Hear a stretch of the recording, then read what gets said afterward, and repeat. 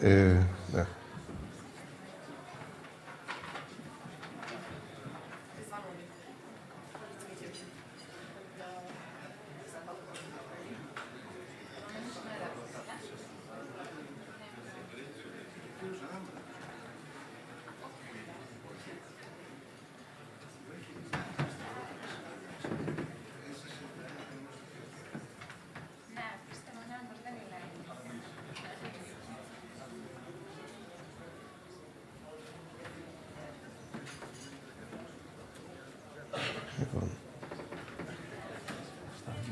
Στα αγγλικά.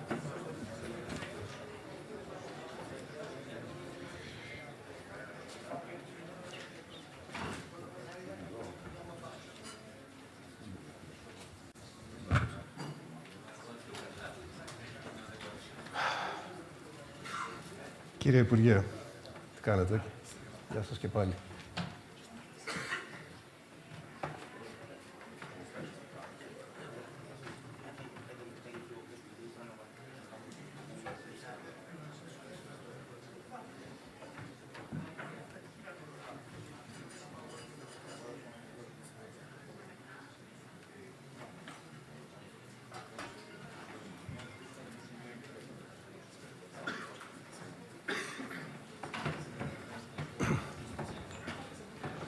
So let me welcome you all to our...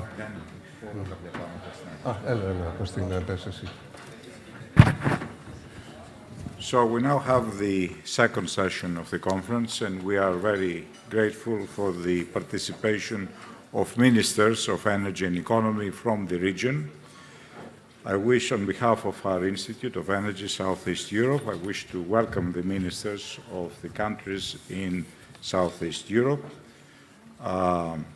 Her Excellency Ms. Belinda Baloukou, Minister of Infrastructure and Energy from Tirana. His Excellency Mr. Rosen Christoph, Minister of Energy of Bulgaria. Mrs. Atan Riznavodi, Minister of Economy from Pristina. And will soon be joined by Mr. Virgil Daniel Popescu, who is Minister of Energy from Bucharest.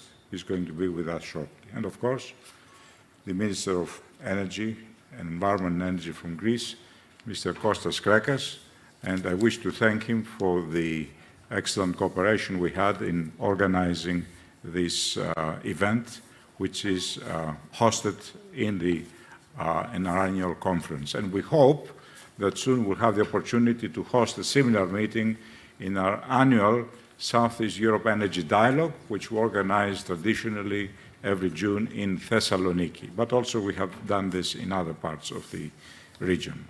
So I now pass the floor to my dear colleague, John Psaropoulos, prominent journalist and foreign press correspondent with very good knowledge of the region. And John, you have the floor. Thank you, Kosti. Let me welcome you all in turn and just make a few introductory contextual remarks, because this discussion is happening against the background of major shifts. First of all, we have the all-important transition to the net zero emissions economy.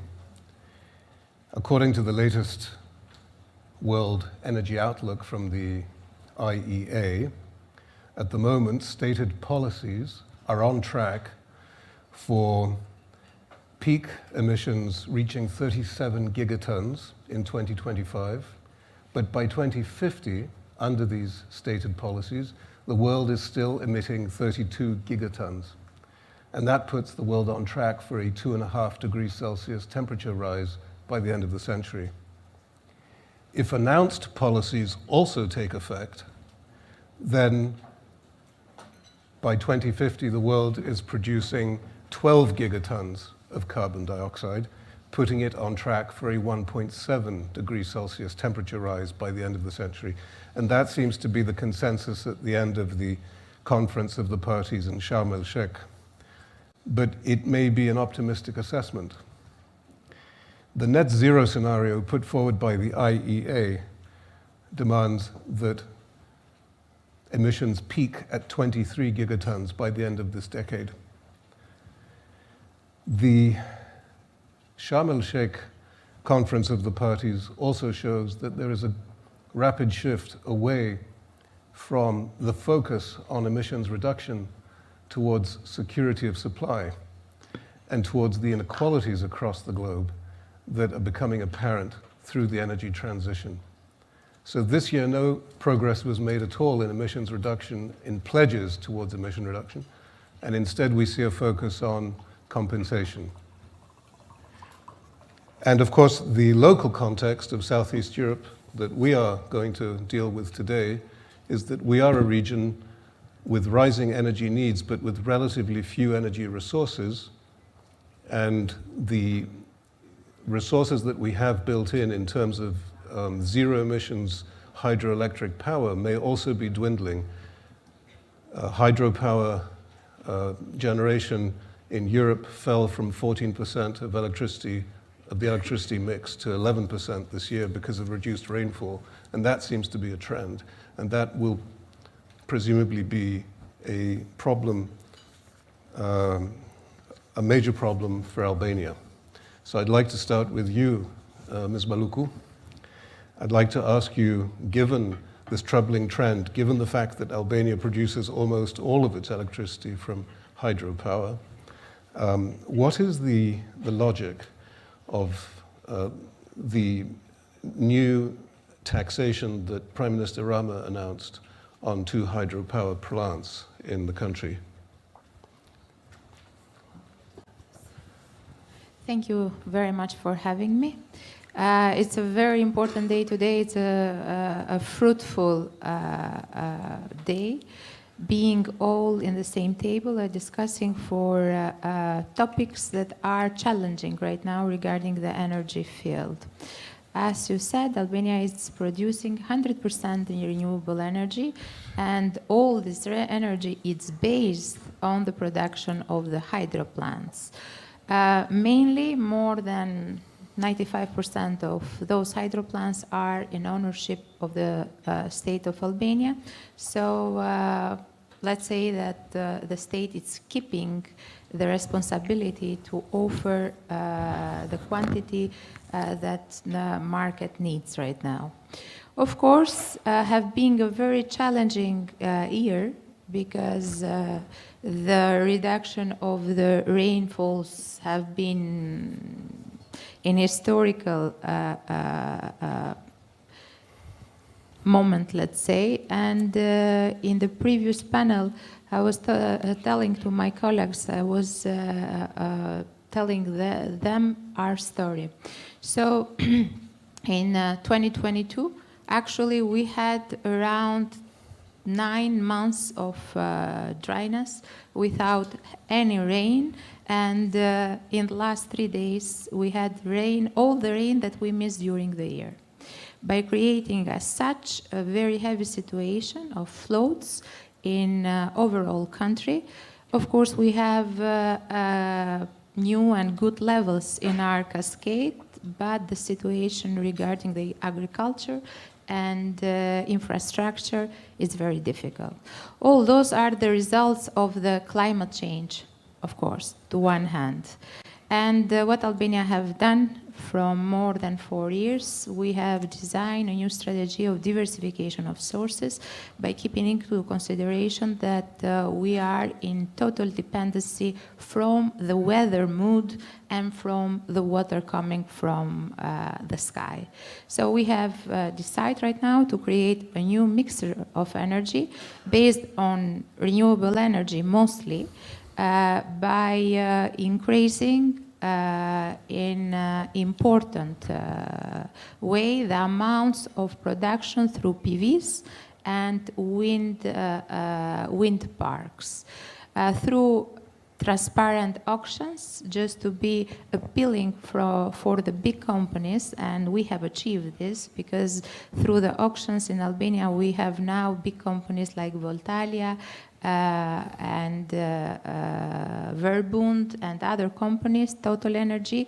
They are investing on parks, PV and wind parks. By going back to the windfall taxes.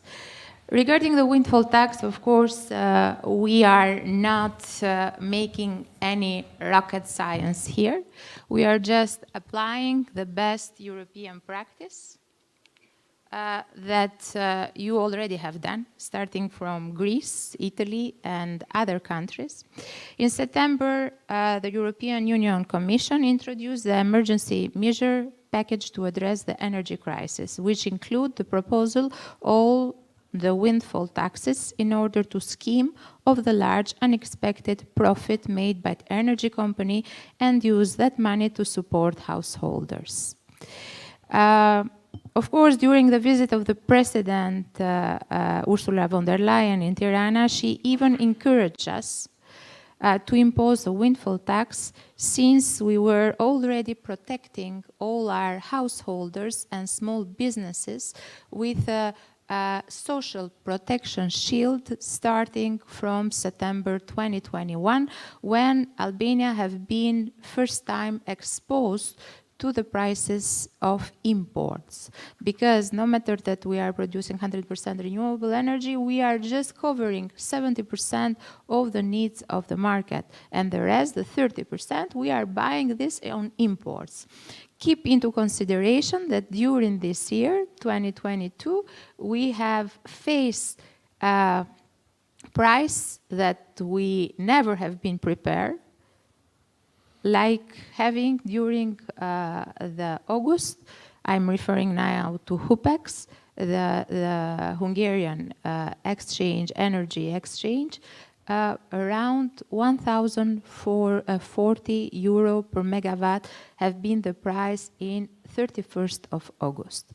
So having to consideration all those profits that are coming without any effort from the companies. So they are doing the same operations. They are staying strictly to their business plan without contributing with any kind of financial injection or other goods. Of course, they are profiting a large amount of incomes due to this situation that, of course, have started during the September 21 from the post-pandemic situation, and then in February 2022 have been much increased due to the situation created from the aggression of Russia to Ukraine. So Albania, in Albania, there are only 3 large energy producers that sell on the free market, so they are private entities. They produce on average approximately 1 terawatt per year. After a detailed analysis, we saw that comparing to 2021, these companies had made on 4 to 5 more just because of the spike in price in the European energy market. No new investment, as I said, no new capacities, no new financial injection, nothing. Just 4 to 5 times more profit purely by this uncontrolled change. We are currently working on introducing windfall taxes, about 50% on the surplus of revenues generated for electricity sold, about 70 euro per megawatt hour. This is the price that the state of Albania pays for hydro production from the HPPs that have the PPA covered by the state of Albania for 15 years due to the legal frame of Albania for the renewable sources. The tax will be applicable only for those 3 big private entities. This is a decision that we have crossed a very careful path on the legal terms, I mean, because we are pretty sure that we will have some contestation from the companies. We have done a very good research regarding the best practice on different European countries, and I'm referring here to Norvegia too, which is a very similar case with Albania, looking that in Norvegia are operating more than 187 hydro plants, and they have applied also the cap of 70 euro per megawatt. And as we have done with the case of Norvegia, we have analyzed all the cases that are applicable right now, as is Italy, Greece, and other countries. And we believe that this will be very helpful in this moment, as I said, to protect our householders, looking that Albania have not exposed any of householders or small businesses. So we consider the windfall tax as a contribution, solidarity contribution that the private entities should give right now to the governments just to implement the social package. Thank you. Thank you very much. Let me move to Bulgaria, Mr. Christoph, if I may. I'd like to ask you, what is the importance of the interconnector Greece-Bulgaria that started operating in October in securing energy diversification of supply? But also I'd like to ask whether there is now a change of heart. Because after an initial period in which this year Bulgaria decided to stop the flow of Russian gas by refusing to pay for Russian gas in rubles, I'm reading today news reports that there is an agreement with Lukoil to actually delay the imposition of the EU oil embargo on Russian oil until the end of 24. I want to ask you if that's true. And very unofficially, I'm hearing that Russia and Bulgaria are beginning to talk again about restarting gas flows. Thank you. Regarding the first question, the interconnector between Greece and Bulgaria is a very important infrastructure. It allowed us to have a meaningful way of supplying gas from different sources, including LNG, as well as to get the full volume of gas from Azerbaijan at the negotiated price. And of course, this is an infrastructure that is of regional importance, as the volume allows to transit gas from Bulgaria to Romania and other countries north to southeastern Europe. It was a very complex project, and we put a lot of efforts into completing it on time. And I want to thank you also to the Greek counterpart for the efforts on the Greek side. Currently, we're taking advantage of the interconnector, but we're not stopping here. We continue working with our partners in Greece to almost double the capacity of the interconnector within the next couple of years, as we see high demand, not only from Bulgaria, but from other countries for transiting gas through this infrastructure. Together with the interconnector, we're also developing together with Greece several floating LNG terminals, which will allow us to completely diversify the gas supplies.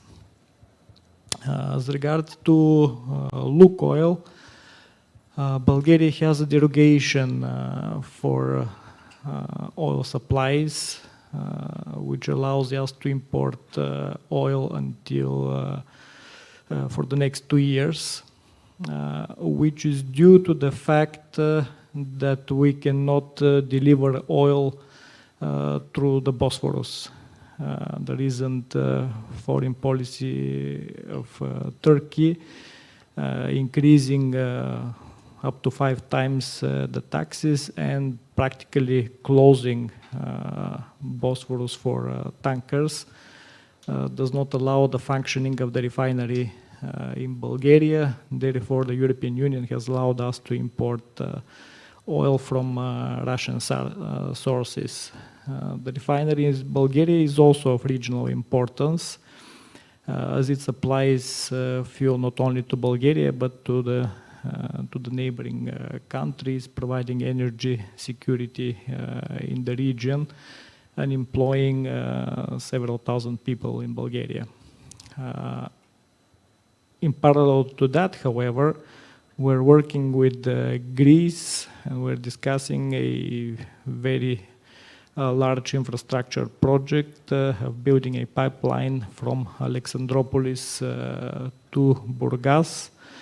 And together with the pipeline, we're actually discussing and building a transport corridor from Alexandroupolis to Burgas, Varna, Ruse, and then north to Romania, which our estimations show that it's going to be economically feasible and extremely important strategically, as it will allow us to bypass the long route through Dardanelles Straits, Sea of Marmara, and Bosphorus. It is strategically important also for NATO, as well as to support Ukraine with goods and support the recovery of the country. So, on your questions, whether we are kind of leaning back or warming up the relationship with Russia, the answer is we're doing completely the opposite. We're diversifying all the routes of supplies, not only on gas, but oil, as well as everything else. And we're diversifying it in such a way that we will provide the security in the region and help all the countries in Southeastern Europe, as well as Ukraine. Thank you very much, Minister.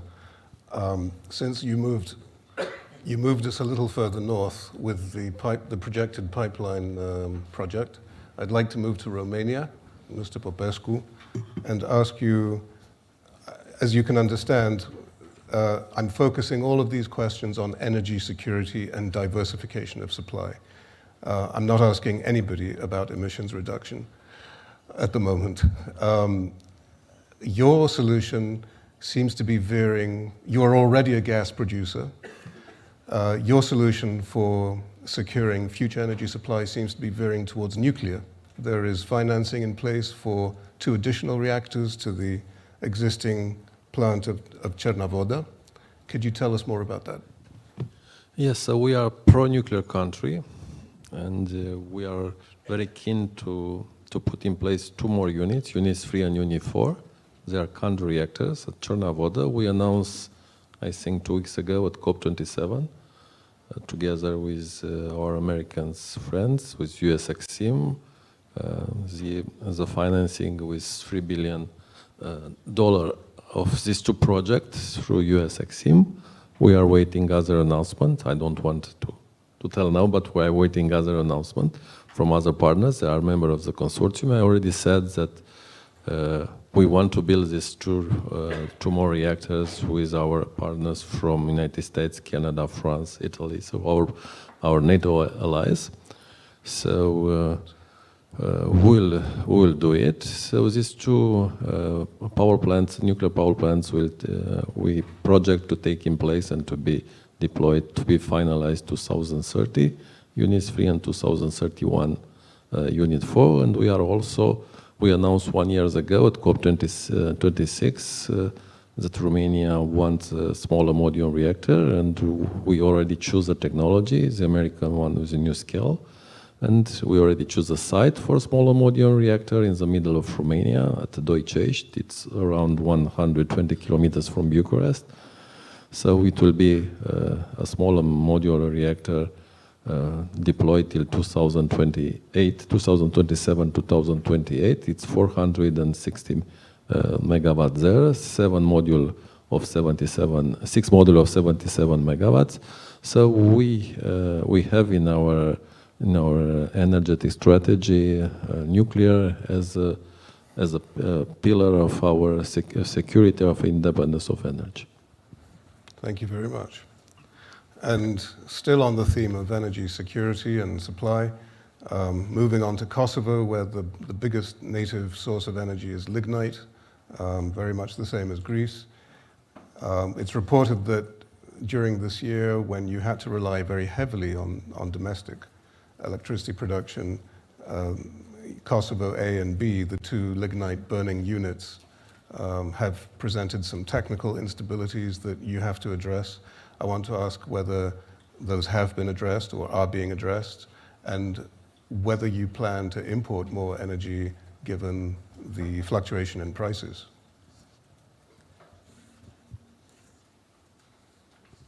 Thank you, first of all, for inviting me and Kosovo to take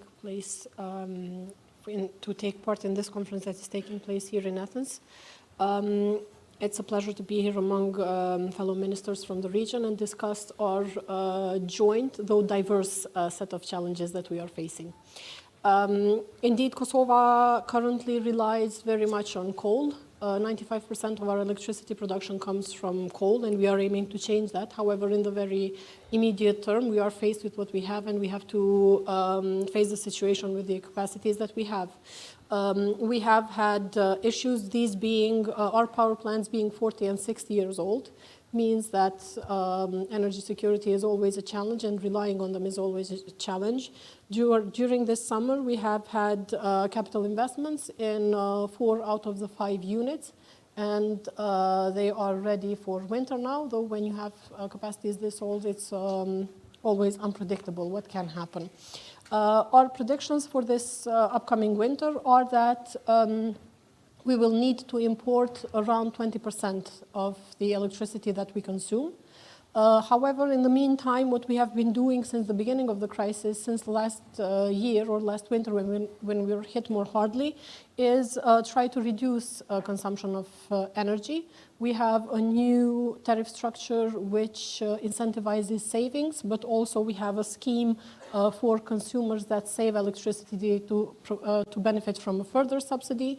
We are subsidizing efficient household heating appliances, heat pumps, but also alternative biomass-efficient solutions.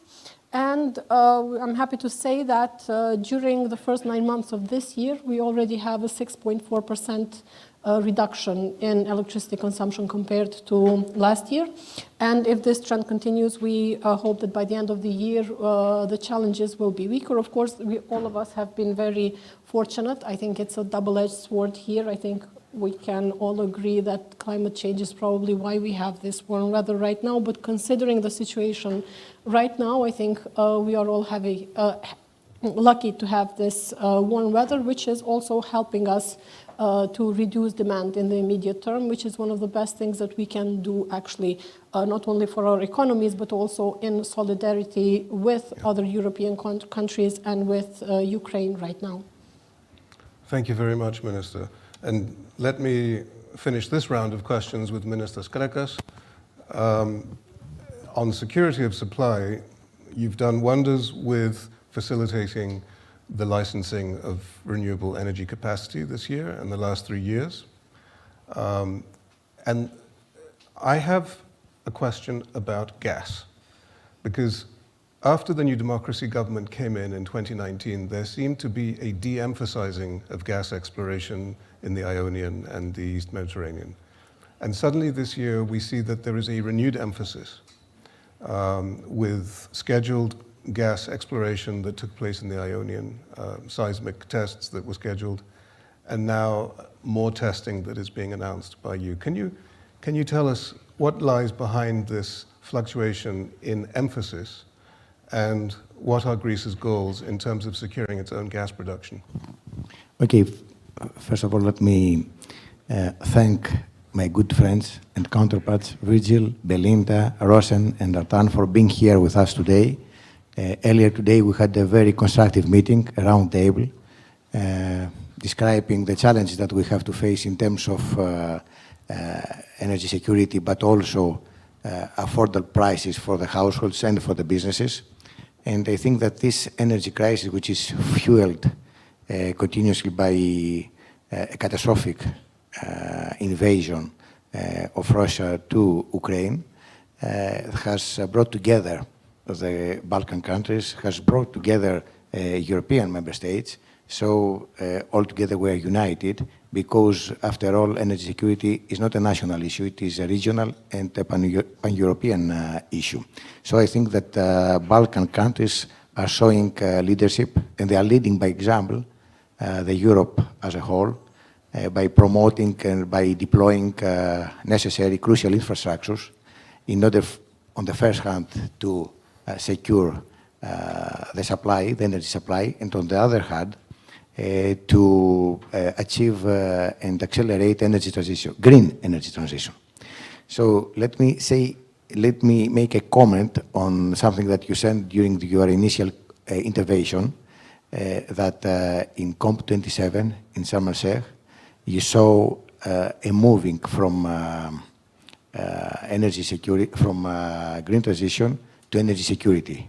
And I would say that energy security and green transition are not contradictory definitions, but complementary.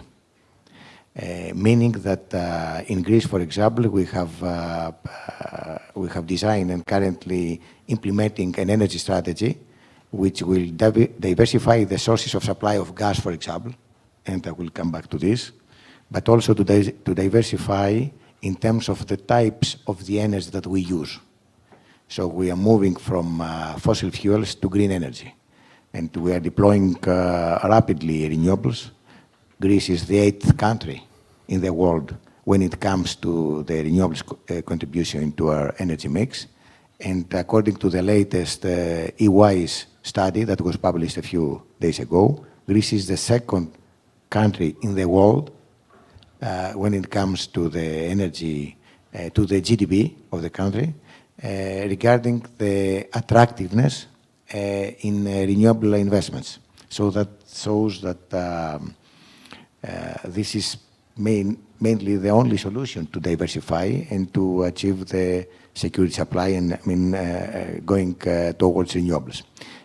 But at the same time, gas is going to stay with us for the next years and maybe for the next at least 2 decades. So currently Greece is importing 100% natural gas. So that makes us quite dependent, and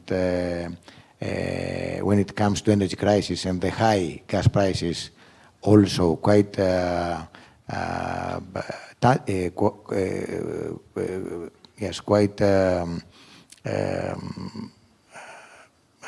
suffering from situations that we cannot tackle and we cannot manage because they are over us.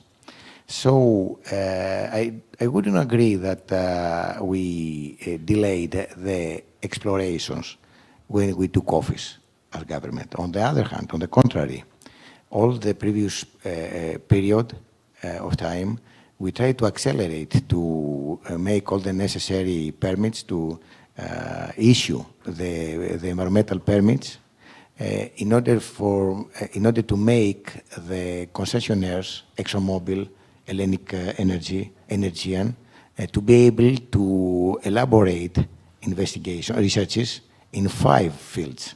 So between 2011 and 2020, we had managed to do seismic surveys in only 2 areas.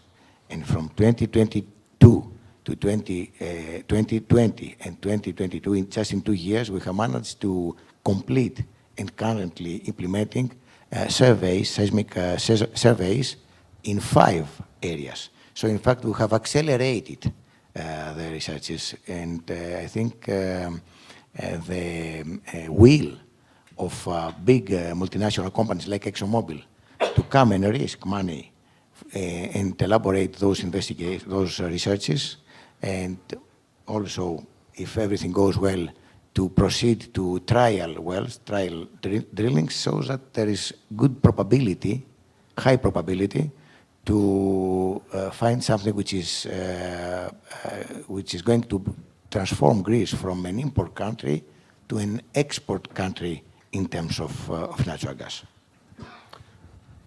So in the second round of questions, I'd like to focus on investments in renewable clean energy, emissions reduction, and let's do it in reverse order. Let's begin with you, Minister Skrekkas. Earlier we heard General Secretary Zdoukou say that Greece has now reached, I think you said 62% of electricity production from renewables, is that right? Which is great.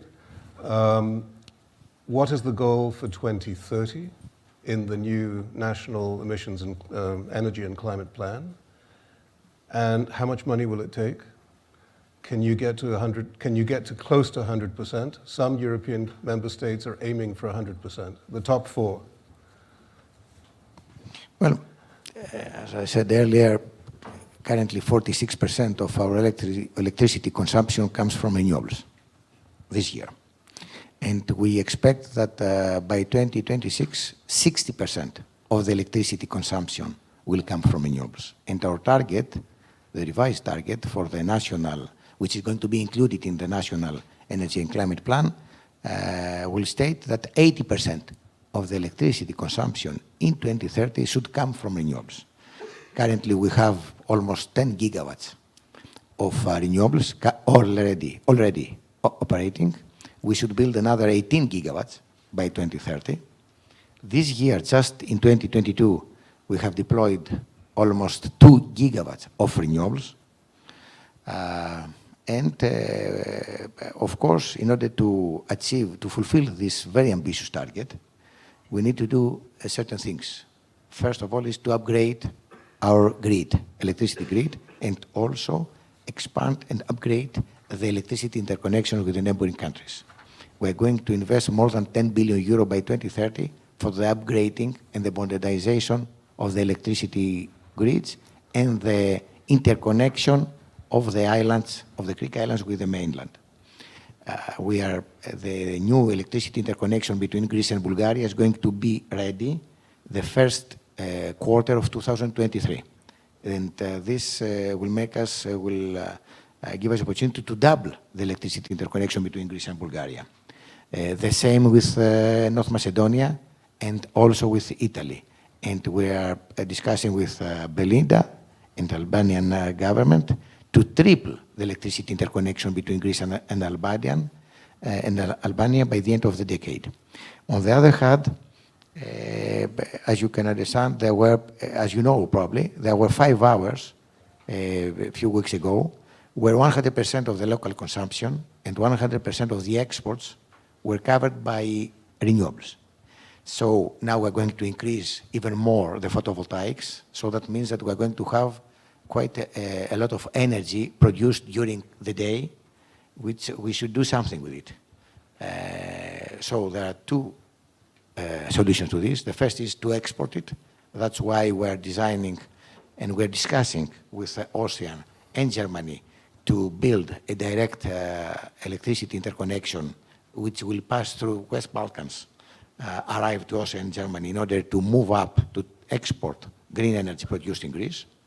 And the second is to deploy storage systems. We have a target to deploy up to 8 gigawatt of storage, energy storage systems by 2030, so that we can utilize all this energy that electricity that we will produce from the sun. At the same time, you know that we're preparing an electricity interconnection with Egypt, between Egypt and Greece, that will give us opportunity to import green energy at even more competitive prices from Egypt to Greece and from Greece to northern countries. And of course, in all this strategy, energy efficiency is going to play a very important role. Just to give you a few details, year to date, we have managed to reduce gas consumption by 18%, and we have managed to reduce gas consumption by 34% over the last 3 months. And over the last months, also, we have managed to reduce by 12% the electricity consumption. So energy efficiency, upgrading of the buildings, photovoltaics on the roofs are going to be interventions and decisive actions that will help us to achieve the very ambitious targets that we as Greece have set. Thank you, Minister. And let's hope the weather holds out. Minister Rizvanoli, could you tell us about renewables investments plans in Kosovo? Because as Minister Skreka said, this could be a happy coincidence of energy autonomy meeting zero emissions goals. I absolutely agree.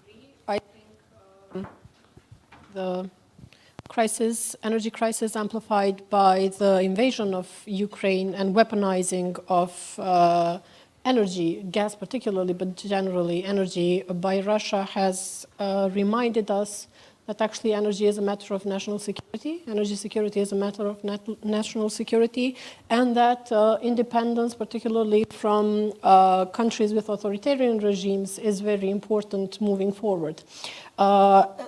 Fortunately, one of the very few things about this crisis is that, as Minister Spekas earlier said, it has brought us together.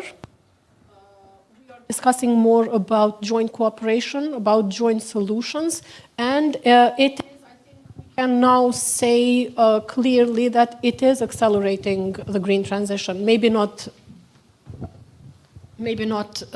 this year, or maybe even not next year. However, I think in the very near future, we are looking at a much greener energy sector in Europe than we have today.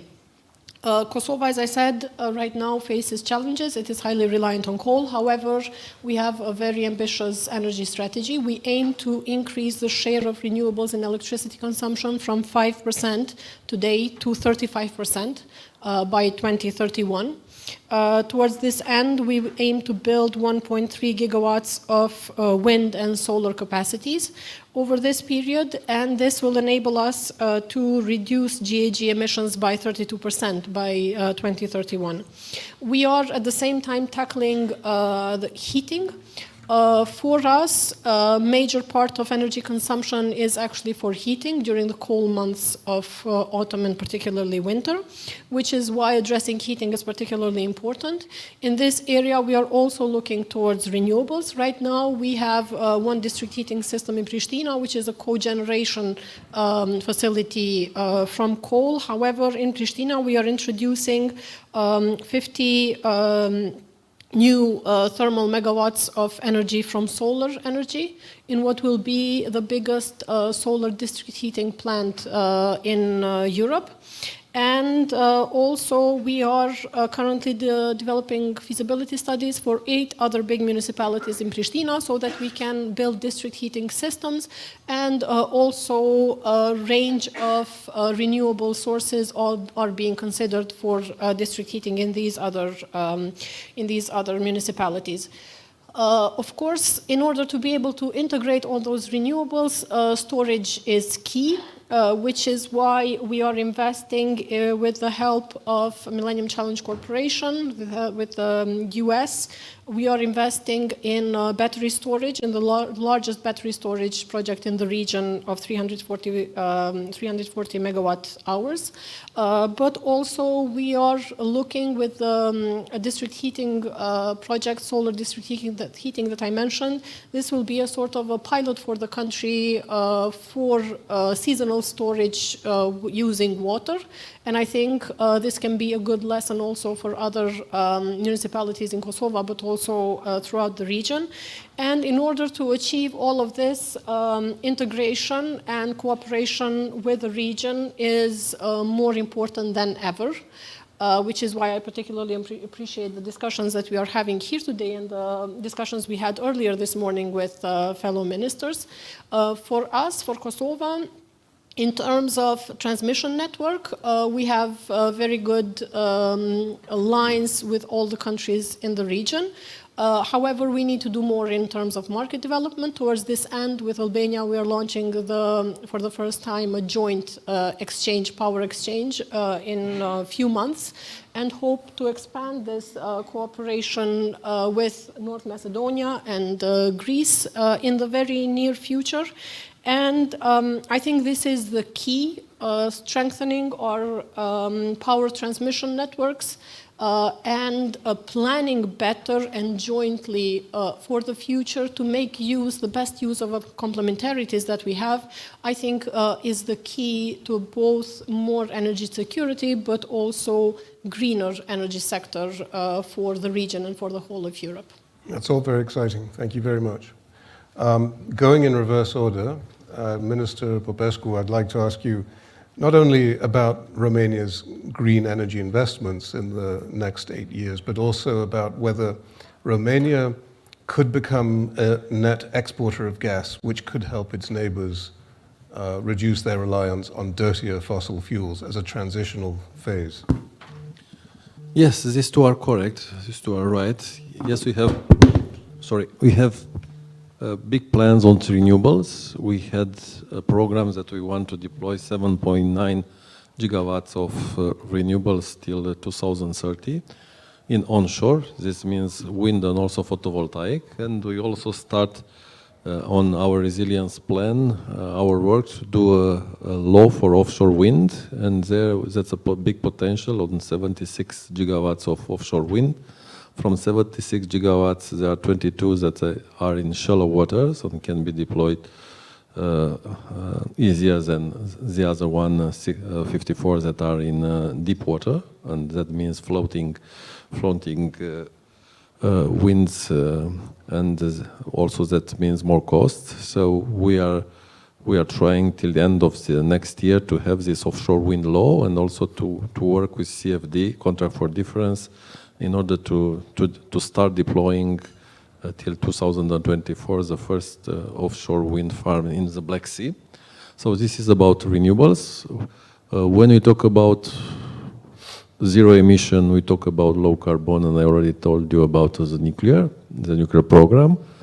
Romania now, from the energetic mix, 60% of the energetic mix is low carbon, 40 is renewables and 20 is nuclear. And moving to gas, gas is will play an important role in Romania. We are committed, and we took the decision and put it in the decarbonization laws that we will have a phase out of coal till 2030 and 2032. So that's already a decision made. And for us, gas, it's a transition fuel. And we have also onshore and offshore reserve. And with offshore reserves that we plan to start extracting in end of 2026, beginning of 2027. We'll be a net exporter. We'll consume less that we produce. So Romania, it will be a net exporter of gas in the region. So the answer is yes. We want to have to extract this gas end of 26, beginning of 27, and till then it will be also new. It will be also a new onshore exploitation in Romania, probably at end of 2024, beginning of 2026. But 5. But this won't give us independence in enough capacity to export it. But yeah. Starting with Neptune Deep, the biggest offshore reserve that we have, we will be net exporter, and also there are other offshore fields that we have it, and we also want the same date to have exploitation end of 2026, beginning of 2027, because we are committed to extract the gas and to use it as much as we can inside Romania, and the rest to export it in the region. Very, very briefly, Greece, Bulgaria are among 15 EU members that want a gas price cap. And Romania also. And Romania also. But as a producer, is your position in any way differentiated? Yes, we know that that's a big difficulty now. We have war at our frontiers, the war in Ukraine. I already said that the war started with a hybrid war, the war of the prices of gas that was started at the end of the middle of last year, beginning with August. So there are extraordinary conditions, and Romania, as a producer of gas, is still supporting the price cap, a corridor on TTF prices on gas sell in Europe. Okay. 2 days from now, 3 of you will be in Prague, Brussels, not Prague, to discuss this again. Are you going there with hostile intent? We are going together tomorrow. You may all answer. And I think we are all supporting the price cap. We will see how we reach a result, but I don't think we will have a decision on 24th on price cap. I think it will have a decision on solidarity and on other issue, but not on price cap. It's not on the table to have the decision on 24th on price cap. I don't think that hostility is a definition that describes the way that the dialogue is been going during energy councils in Europe. On the other hand, I would say that we always approach the issues and we find the solutions through clear and honest, crystal clear dialogues. So we will try again to persuade those countries, those member states that they have some concerns by putting, if we apply a price cap on gas in Europe, concerns that have to do with gas shortages, with potential gas shortages in those countries. We don't believe that a price cap would create any issues regarding the supply of gas. On the other hand, we see unreasonable now for Europe to buy the most expensive gas in the world, for Europe to buy two times, three times, 4 times more expensive gas than third countries.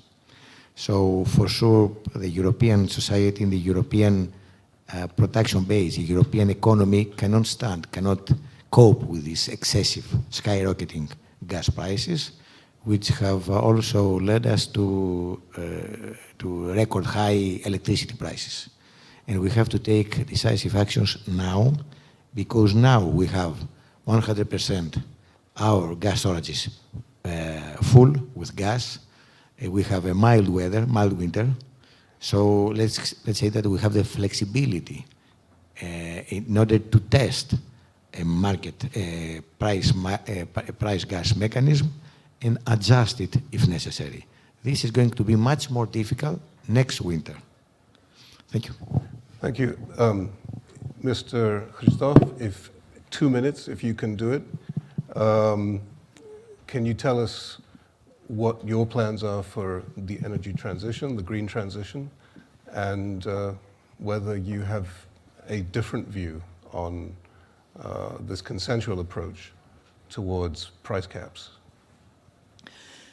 Thank you. In Bulgaria, we're heavily investing in renewables.